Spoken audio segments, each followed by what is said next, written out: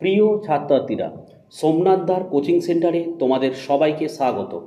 আজকের ভিডিওতে থাকছে ক্লাস 12 থার্ড সেমিস্টার বাংলার শিল্প সাহিত্য সংস্কৃত ইতিহাসের থার্ড চ্যাপ্টার অর্থাৎ লাস্ট চ্যাপ্টার বাঙালি ক্রিয়া সংস্কৃতি থেকে প্রায় 45টি প্রশ্ন এবং উত্তর নিয়ে আলোচনা। এর আগে কিন্তু আমি তোমাদের বাংলার সমস্ত একদম অধ্যায় ধরে ধরে সমস্ত গল্প, কবিতা, ভাষা থেকে একদম অধ্যায় ধরে ধরে কিন্তু ভিডিও আপলোড করেছি। একটা প্লেলিস্টও তৈরি করেছি, যার লিঙ্ক এই ভিডিওতে থাকবে। এই ভিডিও ডেসক্রিপশন বক্সে তোমার লিঙ্কে ক্লিক করিয়ে প্রত্যেকটা অধ্যায়ভিত্তিক প্রশ্ন উত্তর কোনো খাতায় লিখে তোমরা তৈরি হও। এবং এই চ্যাপ্টার শেষ হয়ে গেলে তোমাদের উচ্চ মাধ্যমিক শিক্ষা সংসদ থেকে একটি বই প্রকাশিত করেছে। সেই বইয়ের অধ্যায় এমসিকিউ যে সেটগুলো রয়েছে, তোমাদের 40 নম্বর যে সেট, সেই সেটগুলো আমি আপলোড করব এবং তার সঙ্গে 2025-এর রয় মার্টিনের যে প্রশ্ন বিচিত্রা প্রকাশিত হচ্ছে তার সেটের প্রশ্ন উত্তর নিয়ে আলোচনা করে দেবো। তোমরা যদি এইগুলো প্র্যাকটিস করে যাও, তোমাদের পরীক্ষায় সব কিছু কিন্তু হুবহু কমন পেয়ে যাবে। তো চলো আমরা ভিডিওটি শুরু করি। দেখো, 1 নম্বরের প্রশ্ন, কলকাতায় প্রথম হিন্দু মেলা অনুষ্ঠিত হয় কত খ্রিস্টাব্দে? 1867 খ্রিস্টাব্দে। 2, হিন্দু মেলার প্রধান কর্ণধার ছিলেন? লিখবে নবগোপাল মিত্র।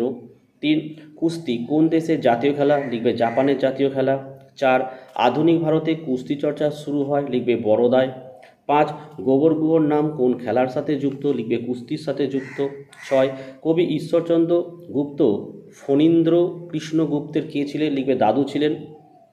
7, প্যাঁচ লুকানো ধোকা কোন খেলায় আছে? কুস্তি। 8, ভারতে প্রথম ফুটবল ক্লাব গড়ে ওঠে কত খ্রিস্টাব্দে? 1872 খ্রিস্টাব্দে। 9, শোভাবাজার ক্লাব গড়ে ওঠে কত খ্রিস্টাব্দে? 1867 খ্রিস্টাব্দে। দেখো, আইএফএসিল প্রতিযোগিতা শুরু হয় কত খ্রিস্টাব্দে? 1893 খ্রিস্টাব্দে। 11, ভারতীয় ফুটবলের ইতিহাসে একজন চিরস্মরণীয় ব্যক্তিত্ব হলেন নগেন্দ্র প্রসাদ সর্বাধিকারী। 12, প্রথম বাঙালি ফুটবল ক্লাবের নাম শোভাবাজার ক্লাব। 13, দেখো, টাউন ক্লাবের হয়ে ফুটবল খেলতেন একজন বিখ্যাত মানুষ, তিনি ছিলেন স্বামী বিবেকানন্দ। 14, মোহনবাগান ক্লাব গঠিত হয় 1889 খ্রিস্টাব্দে। 15, দেখো, মোহামেডান ক্লাব স্থাপিত হয় কত খ্রিস্টাব্দে? 1892 খ্রিস্টাব্দে। 16, মোহনবাগান ক্লাব প্রথম আইএফএ জেতে কত খ্রিস্টাব্দে? 1911 খ্রিস্টাব্দে। 17, প্রথম ভারতীয় হিসেবে ইংলিশ চ্যানেল পার করেন কে? লিখবে মিহির সেন। 18, প্রথম কোন বাঙালি মহিলা ইংলিশ চ্যানেল পার করেন? লিখবে আরতি সাহা। 19, প্রথম বাঙালি হিসেবে মিহির সেন কবে ইংলিশ চ্যানেল পার করেন? 1958 খ্রিস্টাব্দে।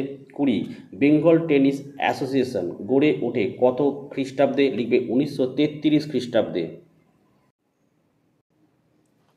21, দেখো, ডেভিস কাপ শুরু হয় কত খ্রিস্টাব্দে? 1900 খ্রিস্টাব্দে।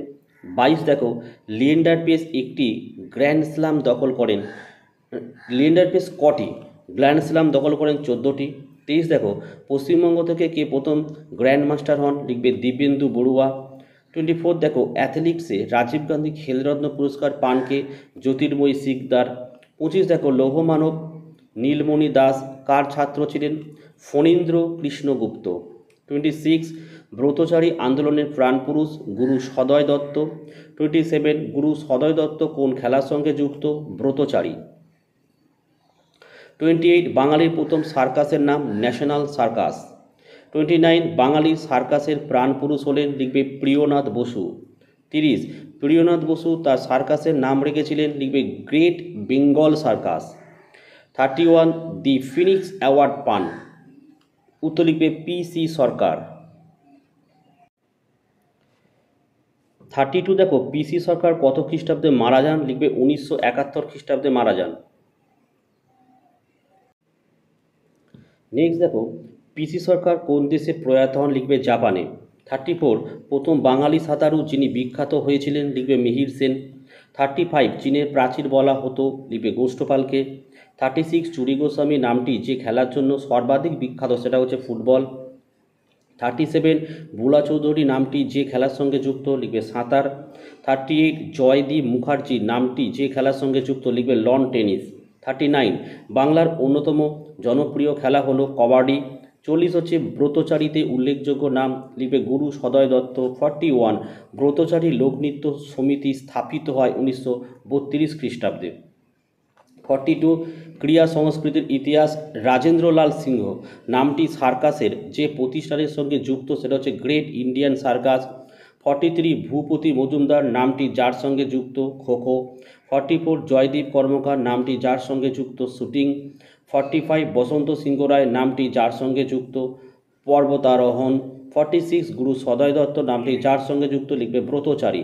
দেখো এই ছিল আজকের ভিডিও। তোমাদের বাংলার সমস্ত সিলেবাস, যত গদ্য পদ্য নাটক যা আছে প্রত্যেকটা অধ্যায় ধরে ধরে কিন্তু আলোচনা করা হয়েছে। তোমরা প্রত্যেকে কিন্তু ভিডিও ডেসক্রিপশন বক্সে যে প্লেলিস্টের লিঙ্ক দিয়েছি সেই লিঙ্কে ক্লিক করে তোমরা অবশ্যই কিন্তু দেখে নাও, এবং এর পরবর্তীকালে ভিডিও পরপরই কন্টিনিউ আসতে থাকবে যে সাবজেক্টগুলো আমাদের কোচিংয়ে পড়ানো হয় সেই সাবজেক্টগুলো।